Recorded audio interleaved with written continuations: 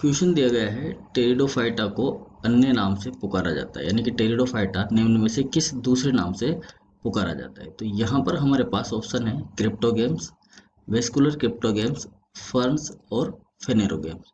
तो यहाँ हम समझे क्रिप्टोगेम्स को हम बोलते हैं यहाँ पर अपुष्पीय पादप। क्या बोलते हैं इनको? अपुष्पीय पादप, यानी कि जिनके अंदर जो है पुष्प नहीं पाए जाते हैं। ठीक है। वेस्कुलर क्रिप्टोगेम्स को हम बोलते हैं संवहनीय ये अपुष्पीय पादप। ठीक है, अपुष्पीय पादप। ओके। और जो फर्न्स होते हैं, फर्न को फर्न ही बोला जाता है। फेनेरोगेम जो होते हैं, फेनेरोगेम को हम बोलते हैं पुष्पीय पादप। ठीक है, पुष्पीय पादप।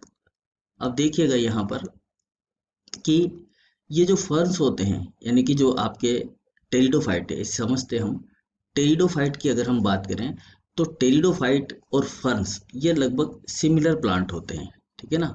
हालांकि इनके जो डिवीजन होते हैं वो अलग अलग होते हैं। ठीक है।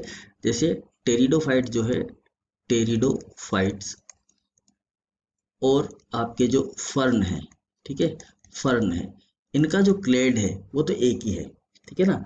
वो है ट्रेकियोफाइट्स, इनको बोलते हैं ट्रेकियोफाइट्स। ठीक है।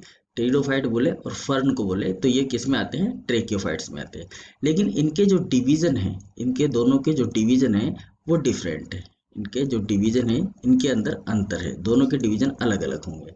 तो इसका मतलब है कि टेरिडोफाइट जो है फर्न जैसे होते हैं, या फर्न जो है वो टेरिडोफाइट जैसे होते हैं, लेकिन कंप्लीटली टेरिडोफाइट भी नहीं होते हैं और कंप्लीटली टेरिडोफाइट जो होते हैं फर्न भी नहीं होते। ठीक है। टेरिडोफाइट के अंदर हम फर्न को पढ़ते हैं, मॉस को पढ़ते हैं।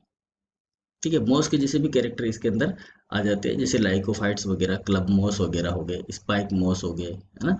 ये भी जो है इनके कैरेक्टर जो है काफी इनसे मिलते जुलते होते हैं। फर्न जो है इसमें होस्टेल्ड वगैरह, ये इनके कैरेक्टर जो है टेरिडोफाइट से मिलते जुलते हैं। मतलब कि कहने का मतलब है कि टेरिडोफाइट जो है वो एक बड़ा सा नाम है। ठीक है।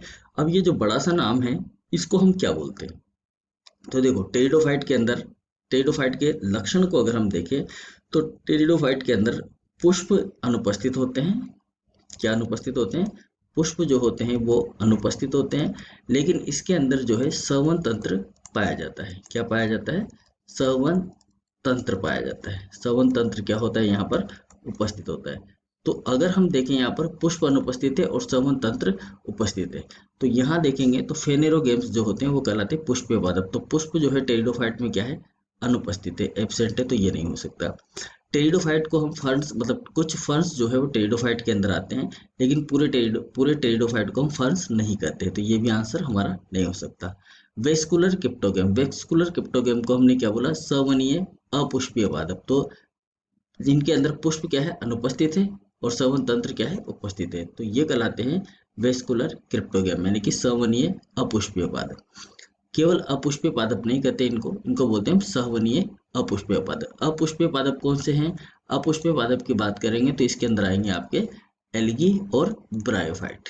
ठीक है, ब्रायोफाइट्स, अगर कंप्लीटली इस तरह की स्ट्रक्चर है तो। हालांकि अपुष्पीय पादप ये भी हैं, टेरिडोफाइट भी अपुष्पीय पादप है, लेकिन अगर वेस्कुलर लिखा हुआ है तब यहाँ पर आंसर क्या होगा? आपका आंसर नंबर 2 होगा। टेरिडोफाइट होते हैं vascular cryptogams. Okay, thank you.